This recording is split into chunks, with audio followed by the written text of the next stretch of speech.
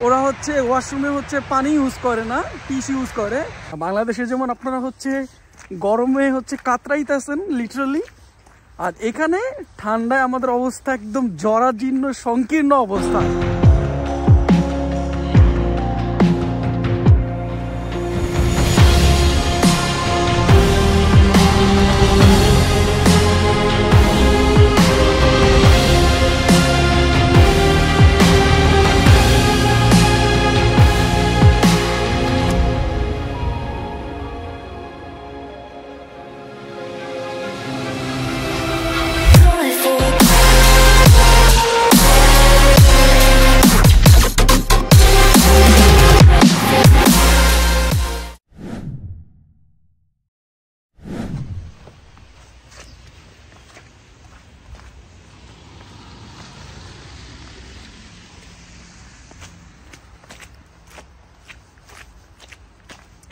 আসসালামু আলাইকুম। একটা তুষার শুভ্র স্নো সকালে আপনাদের সবাইকে স্বাগতম।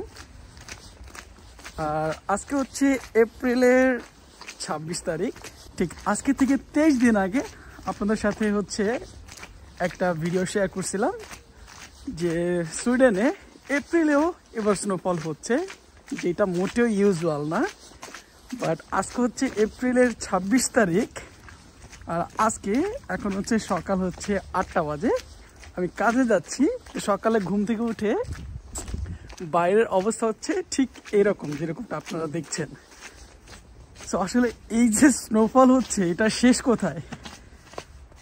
মানে লিটারালি হচ্ছে আমি খুব টায়ার্ড হয়ে যেতেছি যে আর 1 মাস পরে হচ্ছে এখানে সামার শুরু, আর স্প্রিং হচ্ছে একদম শেষের দিকে। অলরেডি এখানে হচ্ছে মানে মাঠঘাট হচ্ছে একদম সবুজ হয়ে গেছে। এখন যদিও স্নোর কারণে দেখা যাচ্ছে না, প্রচুর পরিমাণে ফুল ফুটে গেছে।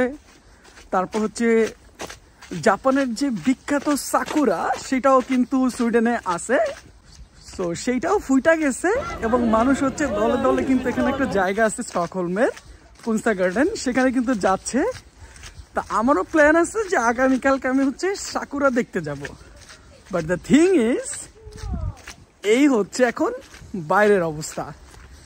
আমি হচ্ছে এখন কাজে যাচ্ছি, আর আমার মনে হলো যে আপনাদের সাথে এই মোমেন্টটা হচ্ছে শেয়ার করি। কারণ সুইডেনের যে ভয়াবহ অবস্থা, মানে এটা আসলে চিন্তা করা যায় না। বাংলাদেশে যেমন আপনারা হচ্ছে গরমে হচ্ছে কাতরাইতেছেন লিটারালি, আর এখানে ঠান্ডায় আমাদের অবস্থা একদম জরাজীর্ণ সংকীর্ণ।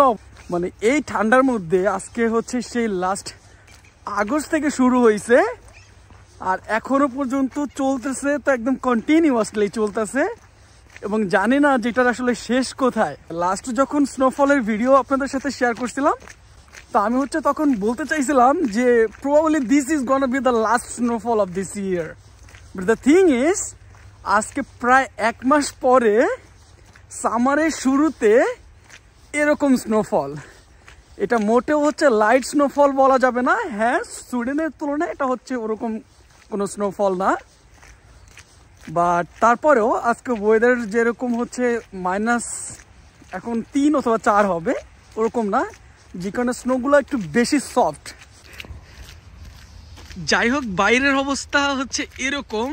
আর এই যে সাদা যে জায়গাগুলো দেখতেছেন, এগুলো হচ্ছে সবই একদম গ্রিন হয়ে গেছিল, কারণ হচ্ছে যেহেতু স্প্রিং শেষ সুইডেনের, আর প্রত্যেকটা গাছই হচ্ছে ফুল ফুটতে শুরু করছে।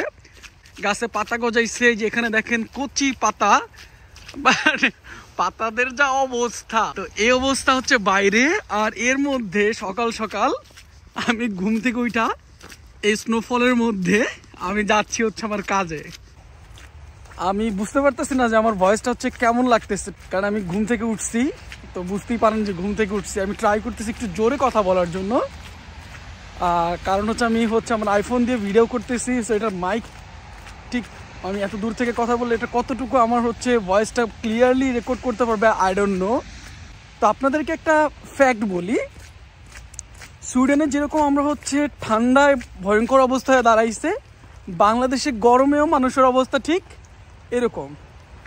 এখন বাংলাদেশের তুলনায় সুইডেন হচ্ছে অলমোস্ট 4.5 গুণ বড়। এরকম এত বড় একটা দেশ, আর সুইডেনের জনসংখ্যা কত সেটা যদি আপনারা জানেন তাহলে আপনারা একটু আটকে উঠবেন। এটা আমি কেন বলছি, সুইডেনের জনসংখ্যা কিন্তু 1 কোটিই না, অ্যারাউন্ড 97 লক্ষ সুইডেনের জনসংখ্যা। তো এরকম একটা দেশে যার 70 ভাগই হচ্ছে স্থলভাগের ঘন বন জঙ্গল দিয়ে আবৃত, 70 ভাগ। তো সুইডেনের যেহেতু এত বন জঙ্গল, এত ঘন গাছপালা, তাহলে সুইডেনের ওয়েদার এত খারাপ কেন, এই কোয়েশ্চেন কিন্তু আপনাদের আসতেই পারে।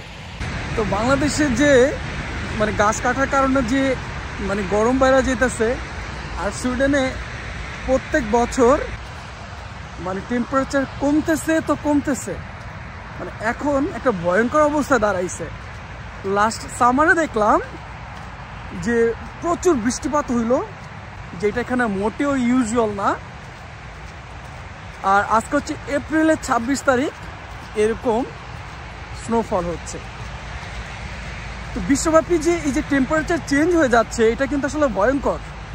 আমরা হচ্ছে ছোটবেলা থেকে পড়ে আসছি গ্রিন হাউস ইফেক্ট, বায়ুমণ্ডলের তাপমাত্রা মানে এরকম পরিমাণে বাড়তেছে, যে কারণে হচ্ছে পুরো ওয়ার্ল্ডের হচ্ছে আবহাওয়া চেঞ্জ হয়ে যেতেছে। আর সেইটারই হচ্ছে ফ্যাক্ট হচ্ছে আজকে যে স্নোফলটা দেখতেছেন, এটা সুইডেনের ইউজুয়াল না। আমি বলছি না যে এপ্রিলে হচ্ছে সুইডেনের স্নোফল এর আগে কোনো দিন হয় নাই, বাট এই বছরের হচ্ছে স্নোফল ওয়েদার আগের যে কোনো বছরের চাইতেই মানে অনেক ডিফারেন্ট। লাইক এই বছর নাকি হচ্ছে সুইডেনের 26 ইয়ার্সে সবচেয়ে বেশি ঠান্ডা অবস্থা। সো এই যে ভয়ঙ্কর অবস্থা, বাংলাদেশে আমি কোনোদিন 42-43 ডিগ্রি টেম্পারেচার দেখি নাই। অনেক রিলস ভিডিও দেখছি আমি, যেখানে হচ্ছে ডিম ভাসতেছে লিটারেলি। তো এই হচ্ছে অবস্থা। সো আমরা যদি এখনই সচেতন না হই, আমাদের হচ্ছে এর চাইতে ভয়ঙ্কর কিছু ফেস করতে হবে। আর আমরা যারা হচ্ছে এখানে এরকম ঠান্ডার কান্ট্রিতে আছি, এইটার অবস্থা যে আরও কী পরিমাণে ভয়ঙ্কর হবে, I don't know, I have no idea. তা আমি হচ্ছে এত ইনফরমেশন দিয়ে আপনাদের বোর না করে আমি এই সুন্দর পরিবেশটার কিছু সিনেমাটিক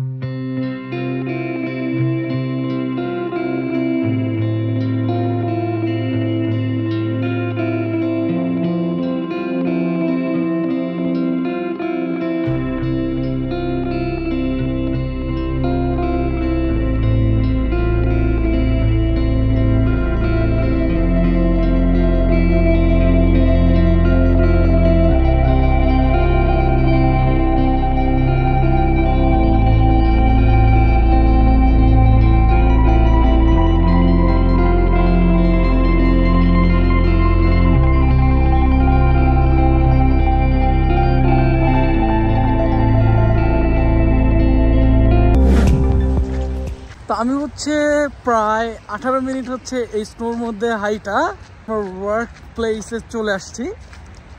আর আপনারা হয় নাকি জানতে চাইছেন যে আমি হচ্ছে কোথায় কাজ করি বা আমার হচ্ছে ইনকাম কেমন। আমি হচ্ছে অন্য কোনো একটা ভিডিওতে ট্রাই করব যে সুইডেনে যদি আপনি আসেন তাহলে এখানে হচ্ছে ইনকাম কেমন, আর আপনি হচ্ছে কী টাইপের কাজ করবেন আপনি যদি এখানে মাস্টার্সের জন্য আসেন বা অন্য কোনো পারপাসে আসেন, সেই বিষয়ে ডিটেলস ভিডিও আসবে। আই হোপ আপনাদের ভিডিওটা ভালো লাগছে।